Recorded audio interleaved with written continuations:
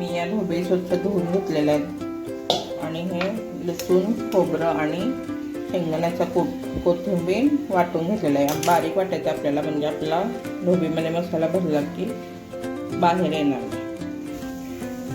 ढोबळी आपल्याला अशी चिरून घ्यायची, वांग चिरतो तशी पूर्ण खालीपर्यंत चिरायची नाही आहे.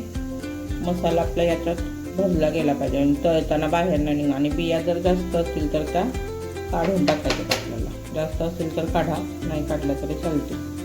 आणि अशी छोटी बघून घ्यायची ढोबळी, म्हणजे तळायला आपल्याला सोपं जातं. हे लसूण खोबरं कोथिंबीर वाटून घेतलेलं, ते वाटून घेतलेलं आहे. डाळीचं पीठ टाकायचं आपल्याला आवश्यकतेनुसार. हिंग एक छोटा चमचा आणि हळद अर्धा चमचा,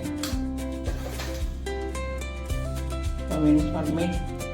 हा मसाला मी थोडंसं पाणी घालून असा घट्टसर केलेला आहे, बघू शकता तुम्ही. आळूच्या वडीला कसं आपण वाटण करतो तसं. आणि हे आता भरून घ्यायचं असं.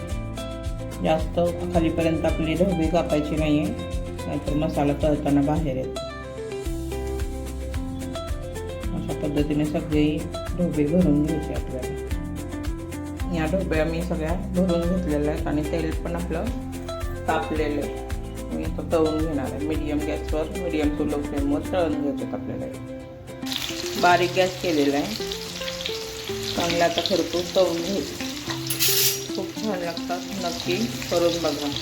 आणि रेसिपी कशी वाटली नक्की कमेंट करा. आता वर खाली करून चांगल्या सोनेरी रंगाच्या होईपर्यंत तळून घ्यायचे. अशा झाल्या पाहिजेत गोल्डन सोनेरी रंगाच्या. आता मी काढून घेणार आहे. ही आपली तळलेली ढोबळी तयार आहे. नक्की करून बघा.